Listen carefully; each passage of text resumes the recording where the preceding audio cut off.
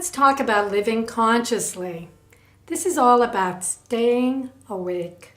Not an easy thing to do in our society. We get lulled back to sleep so easily and so quickly. I see it all the time. People come on retreat, they're awake the whole weekend, and then they go back into the everyday life and lulled slowly but surely back into unconsciousness. It's really work to live consciously.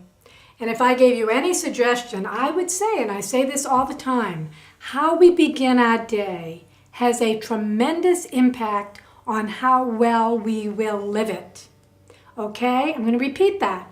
How we begin our day has a tremendous impact on how well we will live it. So if we jump right up, the way we all usually do, right into activity, right into doing the next right thing, right into our human doingness, then chances are we're going to get to the end of that day and realize I have lived this day totally unconsciously. I don't even hardly remember it. I don't remember it. So we need to start our day differently. And I say to people, we can always start it differently just by getting up 15 minutes earlier.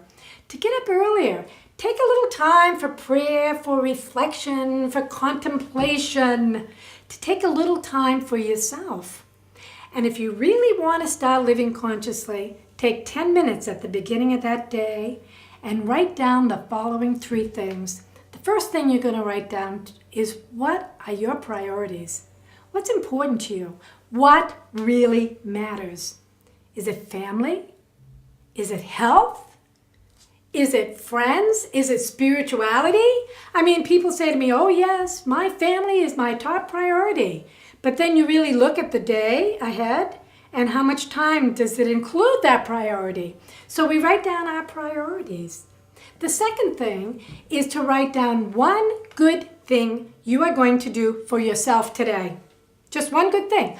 It might be, well, I'm going to get some exercise. Well, I'm not going to eat sugar. Well, I'm going to go to bed at a decent hour. Well, I'm going to have lunch with a supportive friend, not just people who drain every bit of my energy.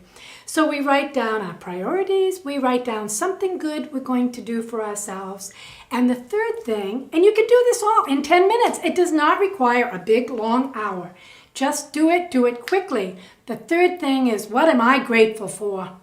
What am I grateful for? The attitude of gratitude, it has to be cultivated. We don't just wake up with it, at least I don't. I have to cultivate it to really remind myself, what am I grateful for? These are all ways that we begin to live our life with intention, to live it consciously, because life is not about getting there. It is about experiencing the joy in the journey. I am Betty Hill Crowson. Please visit me at thejoyisinthejourney.com.